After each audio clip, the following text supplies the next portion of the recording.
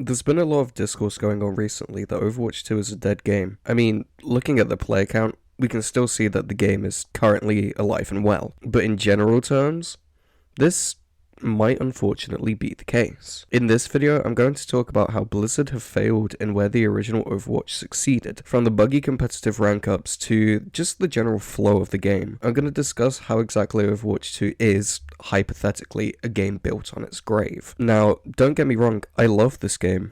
That's why this channel is dedicated to it. Although I have plans to start talking about other games in the future, so look out for that. But I can't overlook the many flaws that it has. When something as simple as the report system can be exploited to get players muted for no reason, you know there's a problem. This just recently happened to me. I can't use text chat till September 13th because I did a little bit of trash talking. Yet when I report someone for just being blatantly racist and homophobic and spouting slurs, Blizzard just ignores it. In a game like Overwatch, trash talk is bound to happen in general, in quick play, in comp, in every rank. But you might not see it because of the chance of you ranking up is so minuscule because of the shoddy rank up system. I'll talk about that in a minute. But first, I'm going to ask you to subscribe and leave a like on this video, as I want to continue making Overwatch 2 related content that's not only entertaining, but educational too. Ah yes, comp.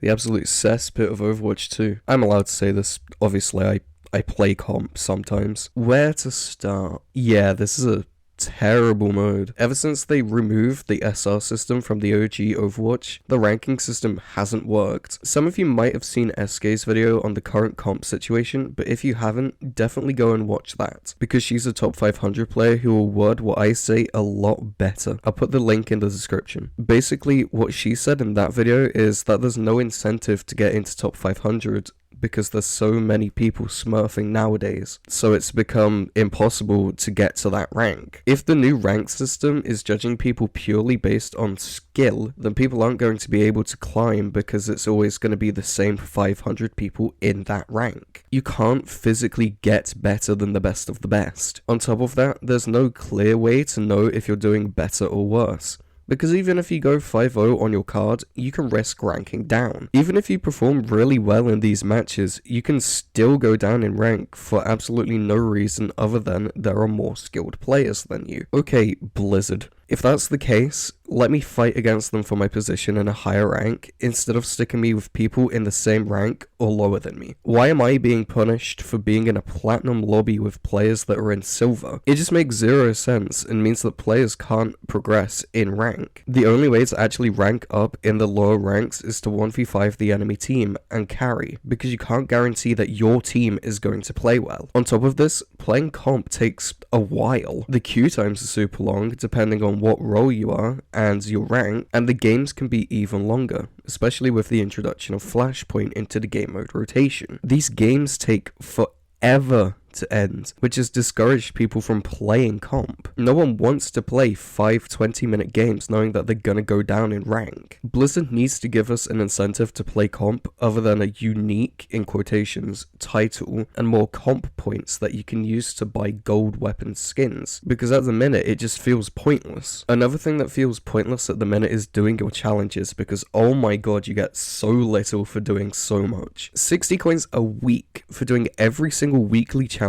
par 1 is terrible. At that rate, it would take you 16 weeks or 4 months to buy the season pass or a singular skin that costs 1,000 coins. This is because in the season pass, Blizzard introduced that you can now get credits. Not coins, but credits, which are a completely different thing from coins. You can only use these to get items of lower value, e.g. old voice lines and most of the older skins. You can use them to get new skins, but you need a lot of them because the new skins cost 1,900 coins, or in terms of actual money, $19. The monetization of this game is just downright predatory. Charging $23 for something as simple as a new skin and a voice line in a bundle is obscene. At least in the OG Overwatch, we had a better way of earning cosmetics. We could get 3 loot boxes weekly from winning 9 games of any arcade mode, and outside of that, we got a loot box per level. It's been nearly a year and Blizzard still don't know how to market their game. Also, $15 for 3 story missions.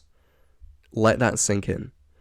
I'm not going to say anything else about it, but $15 for 3 25 to 30 minute story missions. The game is on its last leg. If something doesn't change soon, the game is gonna die. So the argument that Overwatch is a dead game is slowly becoming the truth. The player base is being treated horribly. A live service game should offer something unique every time it gets an update. Not just simple patches and a few different changes to simple things that should have been in the game since release. Ask yourself, what did we actually get in this season, the biggest season of Overwatch 2 so far? A new hero, a new game mode, and a campaign mode. Half of these things you have to pay for. The $15 invasion bundle means you get the story missions and the 1,000 coins to buy the season pass, and in turn the new hero Iari. Yes, you can level up the season pass to get her for free, but players would rather just have her from the get-go, just like we did in the OG Overwatch when heroes like Junkrat and Ana came out. It's taken them almost an entire year to add something new to the game that's more than just a hero. 6 seasons. 6.